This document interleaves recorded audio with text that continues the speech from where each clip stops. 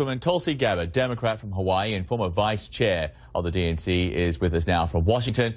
So too, Tima, the Congresswoman's guest at the President's address to Congress. She's also the aunt of Alan Kurdi, the little Syrian boy who became a symbol of the refugee crisis 2 years ago when his body was photographed washed up on a beach in Turkey. He drowned along with his mother and brother when their boat overturned trying to reach Europe. Thank you both for being with us. Congresswoman, first to you. The President only briefly talked about his plans to destroy ISIS, a plan which he says will rely on working with allies and friends in the Muslim world. That would seem to indicate a multilateral approach, which is very similar to the Obama administration, isn't it?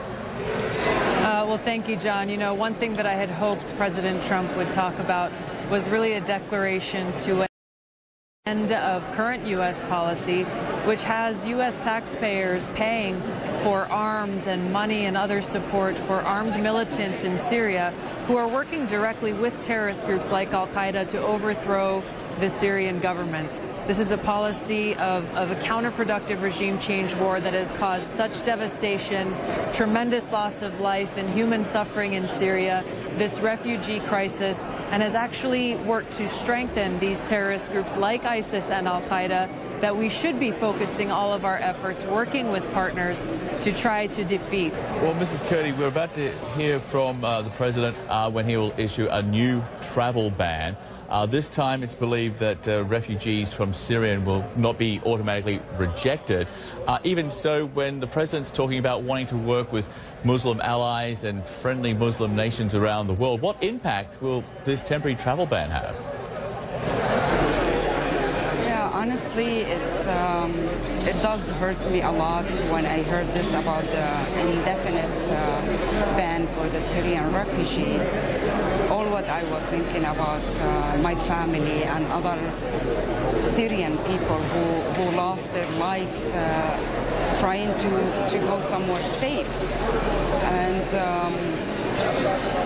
you know, to be honest, I am here. I was hoping to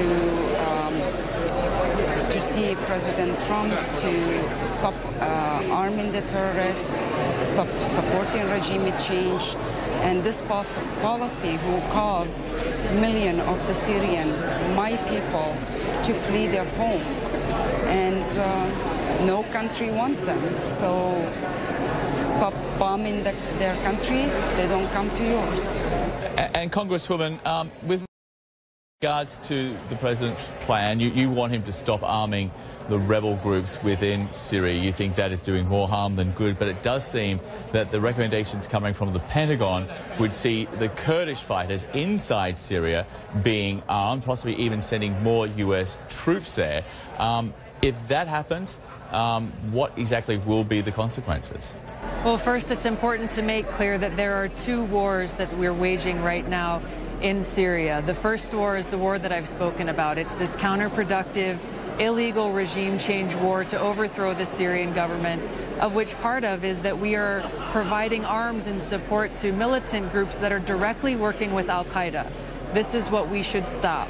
The second war is the war to defeat terrorist groups like ISIS, like al-Qaeda, and this is the war where we are working with the Kurdish fighters on the ground who have proven to be the most effective fighting force against terrorist groups like al-Qaeda. We should continue that work, and we should continue to focus our resources on defeating these terrorist groups and working with partners to do so.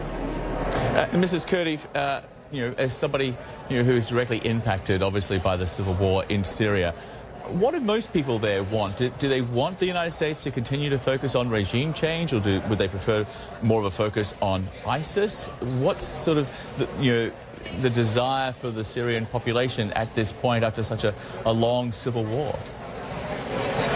You know, from my experience, when I was speaking to the Syrian people, the one I met, an example, in Turkey, in Kurdistan, those refugees, all what they want to go home. We are outside. If we don't talk to them personally, we don't know what's going on. I did talk to my people. I understand their language. They cried to me and they told me, we want to go home. We need world leader to help us and stop arming those the jihadists in our country, and we want to just go home to rebuild our life. Okay, with that, I think we'll leave it on that note. Thank you both for being with us, Tima, as well as Congresswoman Tulsi Gabbard.